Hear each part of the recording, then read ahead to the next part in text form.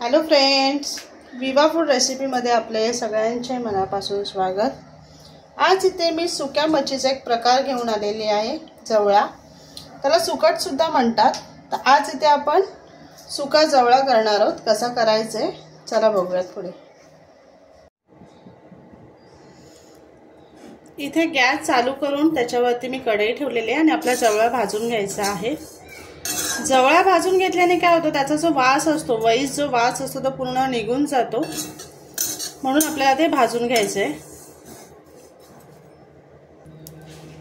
इथे जवळा छान भाजला गेलेला आहे।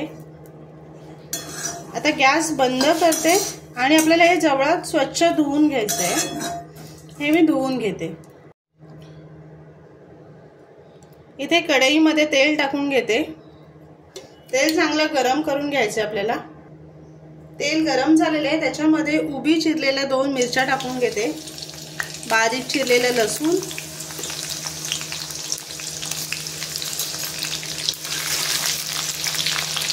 उभा चिरून घेतलेला कांदा टाकून घ्यायचा आहे। आता हे छान भाजून घ्यायचे आपल्याला। कांदा छान फ्राय झालेला आहे, त्याच्यामध्ये 1 टोमॅटो टाकून घेते आणि आपल्याला टोमॅटो सुद्धा सॉफ्ट होईपर्यंत परतून घ्यायचे। त्याच्यामध्ये आपण हळद टाकून घेऊया, 1 चमचा मसाला,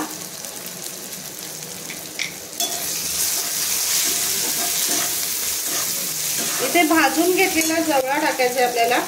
हे स्वच्छ धुवून घेतलेला आहे।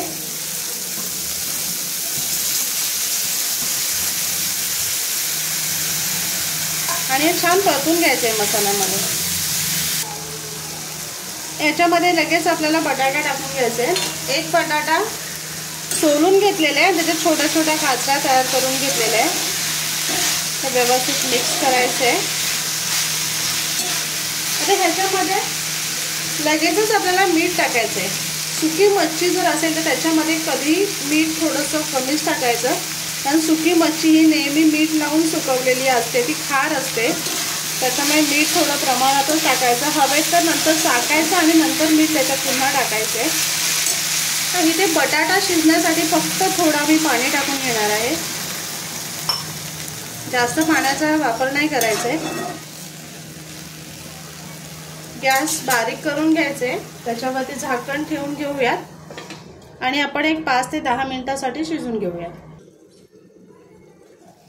5 मिनिटं झालेली आहेत।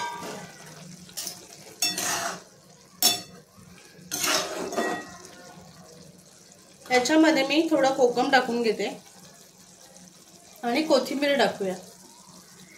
भरपूर सारा कोथिंबीर टाकायचे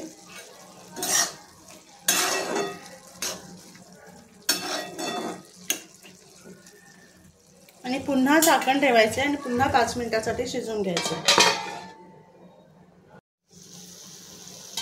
इथे बघा मस्त आपला जवळा तयार झालेला आहे।